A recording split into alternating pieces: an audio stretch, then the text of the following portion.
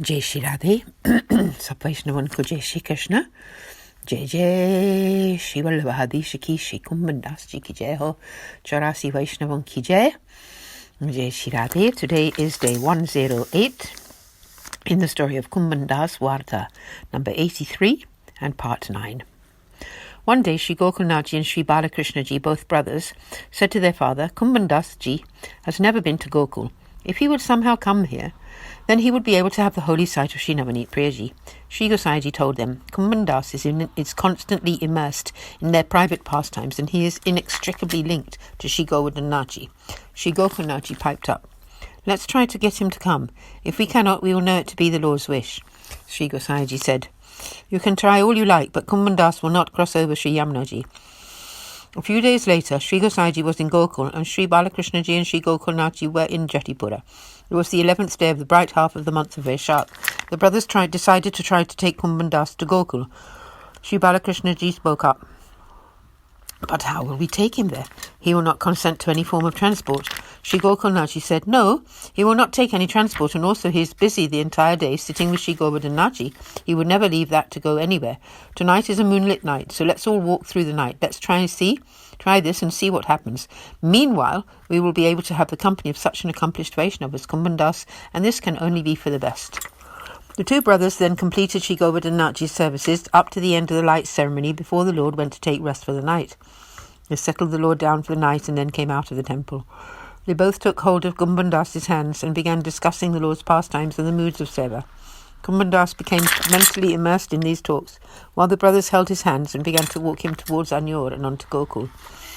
Kumbhan Das was so involved in the Lord's pastimes. Sri Balakrishnaji had a few Vaishnavas with him who were all keeping quiet, and Sri Gokulnathji was discussing the Lord's Leelas with Kumbhan Dasji. He asked him, does Sri Govardhan ever personally arrange Sri Swaminiji's ornamentation? Kumbhan Das replied, yes, he does. Once in the month of Ashwin, Srinathji and Sri Swaminiji, along with Sri Lalitaji and other Sakhis, went to pick flowers in the forest. After that, they all went to sit on a raised platform under a tree, close to the Rasa dance area. Vishakaji started to decorate Sri Swaminiji. Sri Govardhanaji told her that he would like to do so this day. Then Srinathji went to stand close to Sri Swaminiji. However, he could not tolerate not being able to see her face, and his face before him, even for a single second, nor could she bear it. Understanding the situation of their hearts, the clever Sakhi Vishakaji placed a mirror in front of Sri Swaminiji. In this way, they could both see each other's lotus face. They began to gaze at each other. Then Sri Thakurji began to comb Sri Swaminiji's beautifully long, smooth hair with a comb, and very skillfully threaded fine pearls into each strand separately. As he did this, he was overjoyed to see her moon-like face in the mirror. Her hair fell out of his hand, and all the pearls scattered onto the bejeweled platform on which they were sitting. Everyone there began to laugh, and the Sakhiji said that it had taken so long to decorate her hair, but it only took a second for the whole arrangement to become disbanded. Sri Thakurji then asked Vishakaji to hold Sri Swaminiji's hair whilst he rethreaded the pearls onto it. She held her hair, and he again decorated it with pearls. He also decorated her parting with a string of pearls. Then the Sakhijis prepared all her ornaments from fresh flowers and gave them all to Sri Thakurji. He was adorning her with them while still looking at her face in the mirror and feeling bliss in his every pore. In this way, Sri Govardhanaji completed all of her adornment, including her eye makeup, her forehead mark, and colour on her lotus feet. Afterwards, Sri Swaminiji adorned Sri Govardhan. Then they danced together and enjoyed many other pastimes. Talking like this, Kumbhan Das arrived at the banks of the Sri Yamunaji river on the opposite side from Gokul. When morning broke, Sri Gosaiji crossed in a boat to Gokul, where they were gathered. Kumbhan Das had no idea where he was because he was so absorbed in the mood of the night's discussion. When he became aware that morning had broken and saw Sri Gosaiji, he released his hand from Sri Gokulnathji's grip and began to run away at great speed. Who will sing to Shrimai Srinathji, he thought. As he realized that he was not where he should be for his seva, he ran faster and faster. Sri Gokulnathji, Sri Balakrishnaji and all the Vaishnavas ran behind him trying to catch him, but they could not keep up with him. They all came back to Sri Gosaiji, who said, you will never catch him. Why did you bring him here anyway? He will never cross Sri Yamunaji. I had already told you that already. Sri Gokulnathji said, what does it matter if he would not cross over the river? We spent the entire night completely immersed in the perfect bliss of the divine pastimes. It is so rare to have the association of such great devotees. Hearing this, Sri Gosaiji spoke up. This may be, but now Kumbhan Das is having to run all the way back. Until Kumbhan Das goes to Sri Govardhanaji's temple, the Lord will refuse to be woken up. When Kumbhan Das sings his songs of awakening, only then will he get up. Sri Govardhanaji is truly dependent on his devotees. If you want to hear Kumbhan Das's accounts of the divine pastimes again, then you should simply go to Jamunawata and ask him. He will then tell you everything.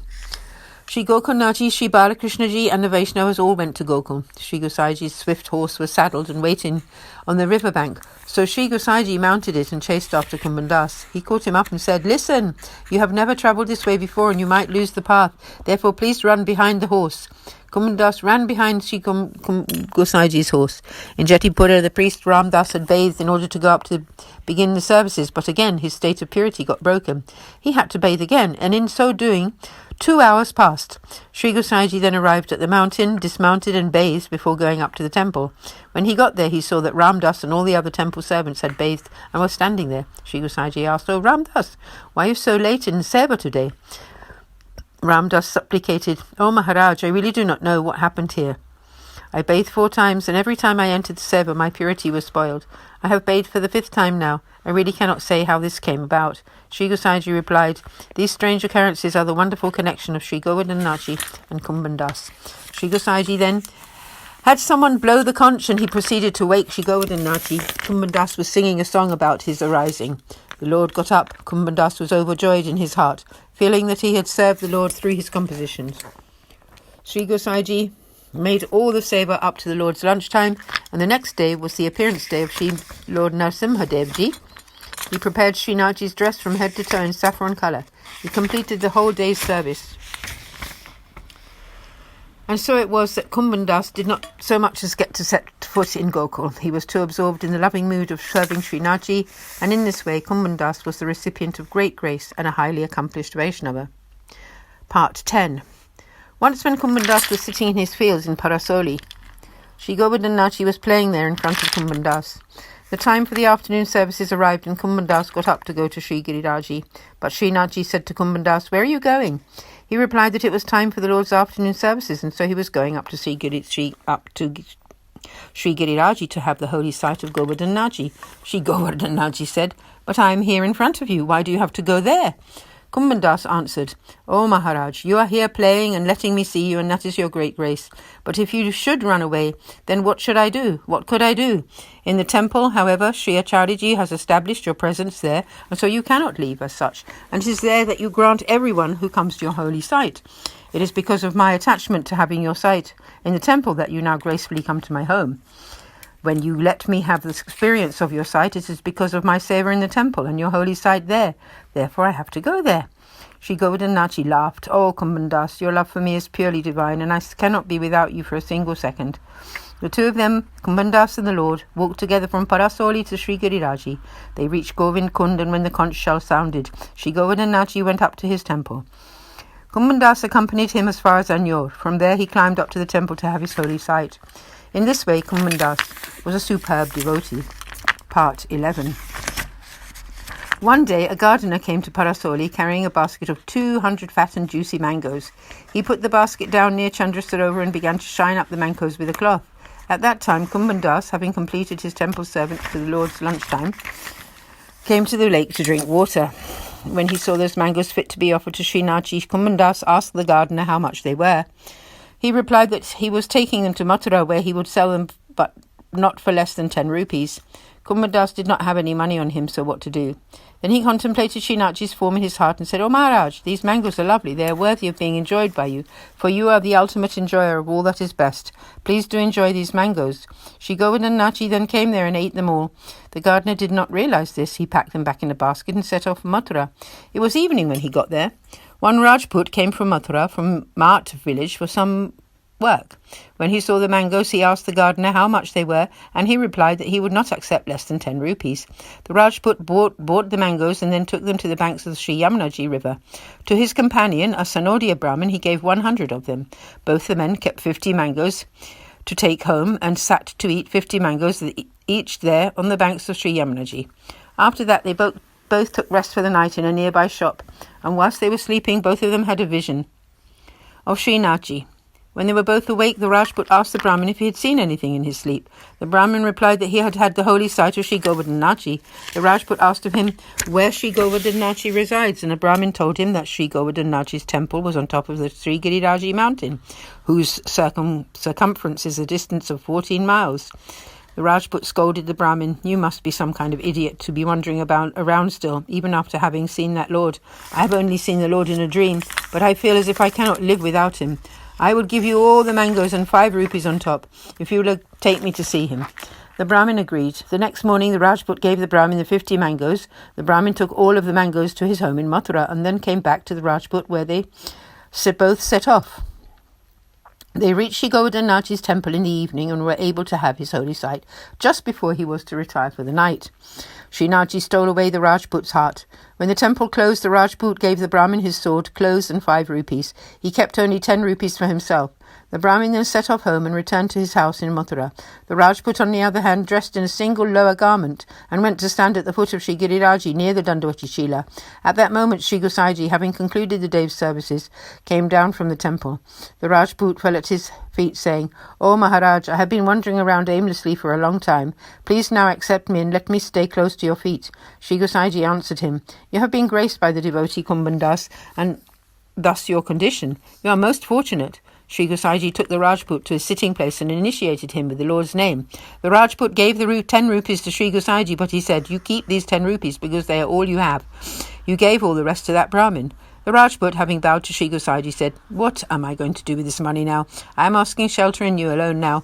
Please give me some service." He then asked, "O Maharaj, who was I in my previous birth? What good deeds did I do that I have been granted your sight?" Sri Gosaiji answered, "You were a cowherd who lived in Vraja. You used to take Sri Nandaraji's cows out to graze, carrying a weapon for protection. One day you killed a snake, and from this offence you have had many births up till now." Kumbhan Das saw those mangoes and mentally offered them to Sri Govardhanaji. Srinathji had therefore already accepted the offering of each and every mango that the gardener had. You then paid the gardener 10 rupees for the mangoes. You kept 50 of them aside, but you also ate 50 of them. But they were prasadi, mahaprasadi mangoes. You are a divine soul, and so in your sleep, your mind was turned around when you had the holy sight of the Lord. The Brahmin, however, is not a divine soul, and so even though he had Srinathji's holy sight in his dream, he still did not gain that knowledge or devotion in his heart. In the eternal Leela, your name is Naina. From now on, you should graze Srinathji's cows, still carrying a weapon with you. Eat Srinathji's Mahaprasad. I will give you clothes and a weapon. You must fast today, for tomorrow I will initiate you with the Brahma Sambandh dedication. The Rajput offered his obeisance to Sri Gosaiji. The next day, after the service of adornment, Sri Gosaiji had the Rajput bathe, and then initiated him in front of Srinathji with the Brahma Sambandh. At that moment, the Rajput's intelligence was purified. He then ate Sri Gosaiji's prasadi leftovers. Sri Gosaiji gave him a weapon and some prasadi clothes to wear. From that day on, the Rajput rode a horse to protect Srinathji's cows. His mind was constantly absorbed in the contemplation of Sri Govardhanaji's form, and after some time the Rajput was graced with the vision of the Lord amongst the cows. That Rajput was a recipient of great grace and an accomplished Vaishnava. And thus ends the story for today, part 108. Tomorrow we will read part 109. Shri Vallabhadish Ki Jai. Jai Jai Shri Radhe. सब वैष्णव को जय श्री कृष्ण। श्री गिरिराज शरण की जय। आज के आनंद की जय।